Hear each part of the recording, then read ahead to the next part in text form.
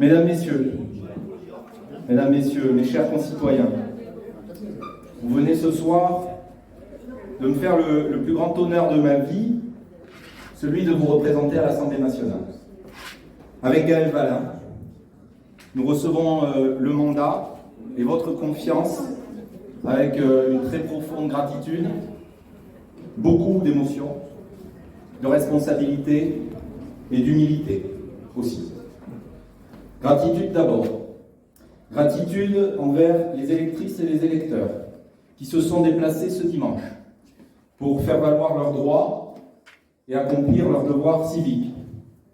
Je remercie tous ceux qui ont rendu ce scrutin possible, les maires, les personnels des mairies, des préfectures, les présidents de bureaux, les assesseurs, les scrutateurs. Ils sont le cœur battant de notre démocratie par leur investissement et par leur engagement. 21 073 électrices et électeurs se sont portés sur notre candidature. Ce résultat, c'est le fruit d'un travail et d'une implication personnelle de nombreux soutiens, sympathisants, militants, familles et amis. Je sais tout ce que je leur dois. La politique est un projet collectif, rien ne s'accomplit jamais seul. Et je ne vais pas me lancer dans une énumération qui serait non exhaustive. Néanmoins, dans une affaire comme celle-ci, on a, disons, une petite garde rapprochée pour organiser, structurer les choses et les initiatives, ne serait-ce que sur l'agenda de ces dernières semaines. Et donc, à ce titre, je sais qu'ils ont compté ni leurs heures, ni leur énergie pour organiser, pour mener à bien cette campagne, et je veux les remercier du fond du cœur. Elisabeth, Stéphanie, Jean-Marc, Mireille, Alain, Bernadette, Élodie, Serge, Michel, Pascal, Antoine, mes chers parents, grâce à vous tous, notre campagne a été belle, riche et fraternelle. Je suis profondément reconnaissant aux démocrates et aux républicains de progrès qui ont répondu à notre appel de dimanche dernier de se rassembler derrière notre candidature, avec un argument de vouloir un député dans la majorité présidentielle et un député utile au territoire. J'ai pas oublié le message des électeurs du premier tour qui nous ont dit vouloir justement un député de terrain, à l'écoute du territoire, ce que je serai. Je tiens à saluer avec respect mon compétiteur, M. Grégory Corne, et sa suppléante Héloïse Das, représentants de la nouvelle Union populaire écologique et sociale, et à travers eux leurs 19 238 électeurs. Je salue leur belle campagne, digne, riche, au cours de laquelle ils ont porté leurs idées avec clarté, avec conviction. Notre démocratie en sort grandie. Et j'aime beaucoup cette phrase de l'auteur du Petit Prince, « Si tu diffères de moi, loin de me léser, tu m'enrichis ». Et j'aimerais pouvoir les convaincre ce soir que ce n'est pas la victoire d'un camp contre un autre, parce qu'on partage l'essentiel, l'envie de servir notre pays et nos retirés. Donc, leur opinion, et celle des près de 20 000 électeurs qui leur ont fait confiance, ce ne sera pas tue dans ces 5 prochaines années, et c'est ma responsabilité d'être le député de tous les Hauts-Pyrénéens. Une responsabilité et une humilité ensuite, car ce mandat qui nous est confié ce soir nous oblige, nous honore et nous engage. Je souhaiterais adresser mes félicitations pour tout le travail accompli ces 10 dernières années à notre députée sortante, Janine Dubié, qui a servi ce territoire. Comme elle, je veux être, je l'ai dit, un député de proximité et à l'écoute des élus de toute sensibilité, avec qui je me réjouis de travailler dès demain. J'ai eu l'occasion de leur dire. Je lance un salut amical, j'ai eu l'occasion de leur dire aussi, et ma féroce volonté de travailler ensemble avec mesdames les sénatrices, chère Maryse, chère Viviane. Et je remercie le président du département et les maires qui m'ont apporté sans ambiguïté leur soutien. J'ai une pensée, bien sûr, pour mon collègue, ami des combats, Jean-Bernard Saint-Pastous, qui perd dans sa circonscription ce soir d'une centaine de voix. Et je formule le vœu que la députée qui est élue, Sylvie Ferrer, avec qui, sans doute, aurons-nous des divergences au plan national, qu'en ce qui concernera les affaires des Hautes-Pyrénées, l'intérêt supérieur de nos Bigourdans primera. Responsabilité ensuite, parce que nous sommes dans un contexte international d'une extrême gravité, avec une guerre qui est revenue en Europe, et nul ne sait comment se finira ce conflit fratricide. Et cette guerre n'est pas sans conséquence sur la vie quotidienne de nos concitoyens. Et donc, je formule le vœu ce soir que l'intérêt supérieur du pays conduise à ce qu'une majorité stable puisse se dessiner. Nous devons en tout cas, et je prendrai toute ma part là-dessus, être des acteurs de paix, des acteurs de consolidation de l'intégration européenne, de défense de notre indépendance, ce que nous avons porté, une indépendance française, industrielle, agricole, technologique, scientifique et culturelle. Nous devons aussi, et c'est la priorité du moment, limiter l'impact sur la vie quotidienne des Français de ce conflit par des mesures sur le pouvoir d'achat, des mesures défensives et des mesures offensives.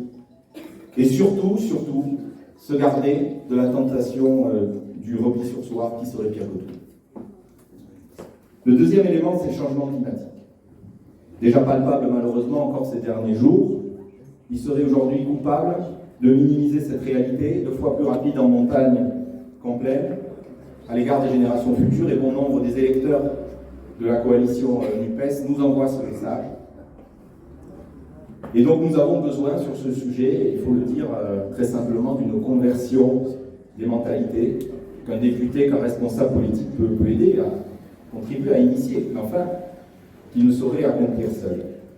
C'est pourquoi nous souhaitons mettre en œuvre une véritable planification écologique pour notre énergie, pour nos transports, pour nos logements, pour notre agriculture, pour notre tourisme. Le Parlement, en tout cas, sera exigeant sur ce sujet à l'égard du gouvernement, sur cette question fondamentale, c'est évident.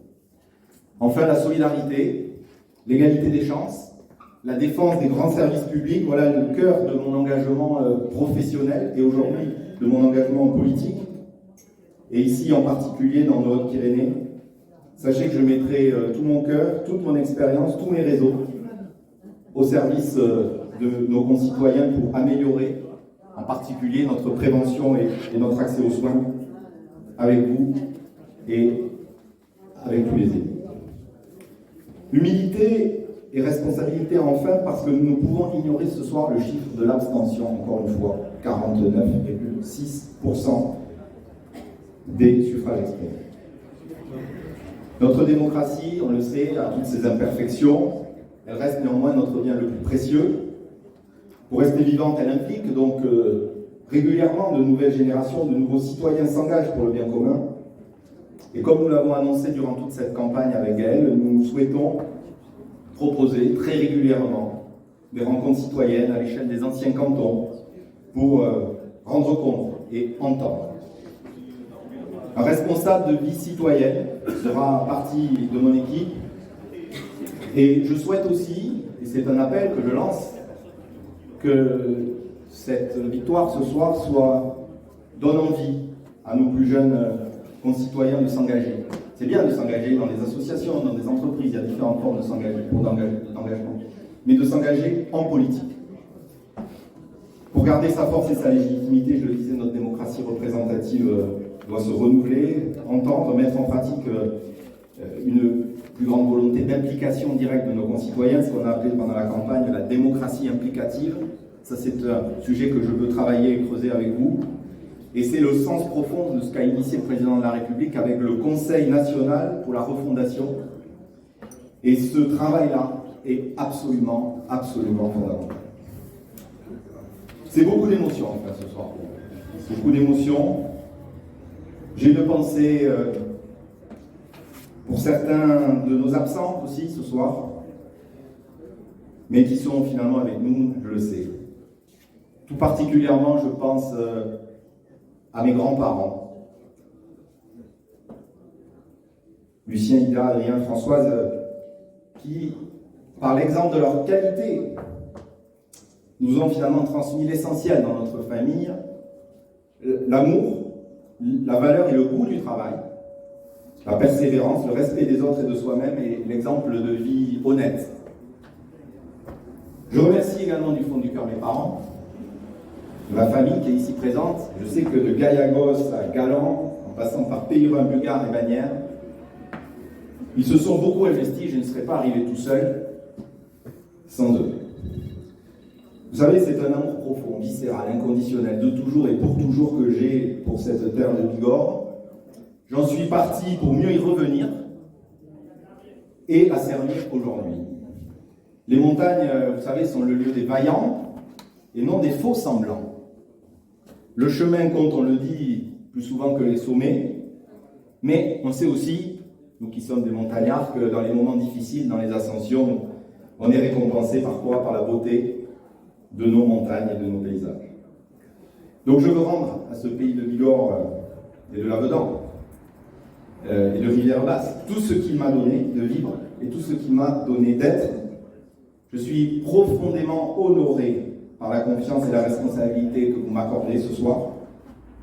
J'en serai digne et chaque jour de ces 5 prochaines années, j'essaierai de donner le meilleur de moi-même en gardant en mémoire cet instant unique qui nous réunit ce soir et qui sera ma force. Vive les Hautes-Pyrénées, vive la République, vive la France.